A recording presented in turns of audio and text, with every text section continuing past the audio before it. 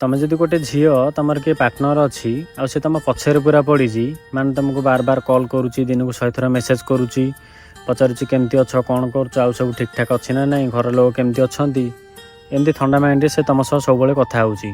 ଆଉ ତମେ ଭାବୁଛ କ'ଣ ଏ ପିଲାଟା କେତେ ଭଲ, ମୋତେ କେତେ ଭଲ ପାଉଛି, ମୋର ସବୁ କଥା ବୁଝୁଛି, ମୋର କେତେ କେୟାର କରୁଛି।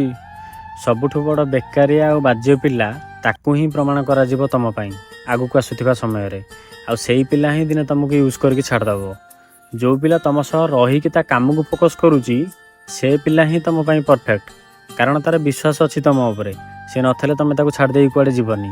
ହେଇପାରେ ସେ ଆଜି କାମ ପ୍ରେସରରେ ସବୁବେଳେ ରହୁଥିବ, ତା ଭିତରୁ ଯଦି ସେ ଟିକେ ବି ସମୟ ବାହାର କରି ତମ ସହ କଥା ହେଉଛି ଆଉ ତାକୁ ଜଣାଅଛି ହଁ ଇଏ ମୋରି ପାର୍ଟନର, ଇଏ ମୋତେ ଛାଡ଼ି ଦେଇକି କୁଆଡ଼େ ଯିବନି, ଆଜି ମୁଁ ଯେଉଁ ପରିଶ୍ରମ କରୁଛି, ଆଜି ଯେଉଁ ମୁଁ ମେହନତ କରୁଛି, ଆଗକୁ ଆସୁଥିବା ସମୟରେ ତା ପାଇଁ ଆଉ ମୋ ପାଇଁ କରୁଛି।